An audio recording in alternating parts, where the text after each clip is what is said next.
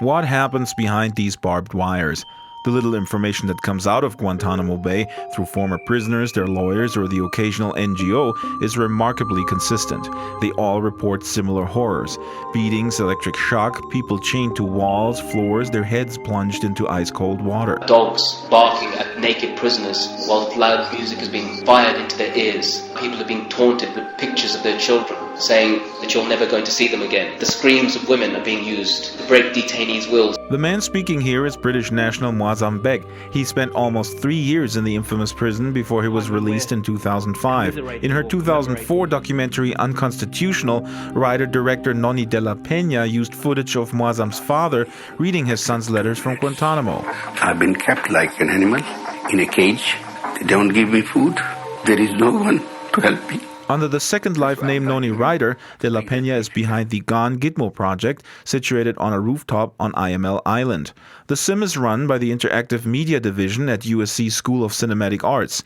Noni is convinced that the issues surrounding Guantanamo can be brought much closer to home via Second Life. There's a sense of the reality to it. So when your avatar goes into a cage, it's a very visceral feeling, beyond watching it in a film, beyond reading about it in the paper. Geography doesn't matter. With a grant from the Bay Area Video Coalition, Noni and USC visiting Professor Peggy Weil used famous builder Bubba Fairchild to create interactive Guantanamo. Guantanamo is physically off limits to most citizens and press. Keep a topic out of sight and it stays out of mind. So in the face of a real but inaccessible destination, we felt that Second Life offered us a chance to build an accessible, albeit virtual, version. De la Peña and Weil also realized they would have to deal carefully with the implications of depicting questionable interrogation practices. We do not torture your avatar. So rather than a torture chamber, we elected to build a contemplation chamber, a series of spaces to contemplate the reports of practices going on in Guantanamo, as well as the current news via RSS feed.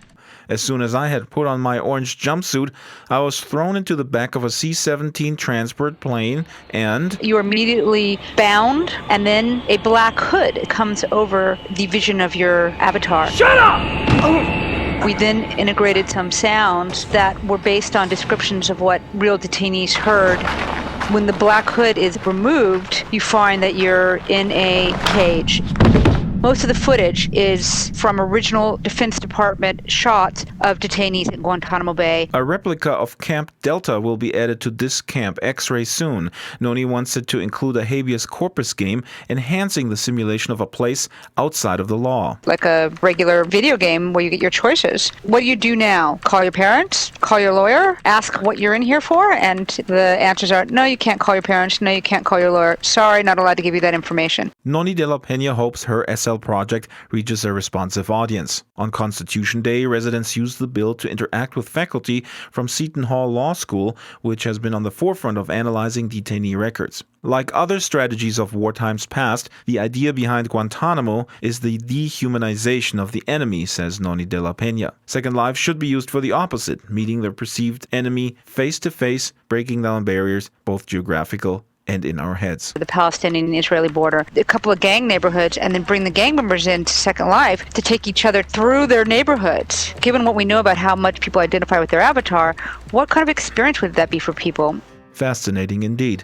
I'm Draxtor Despres, reporting for Life4You News, contemplating the future of humanity in a tiny cell wearing orange.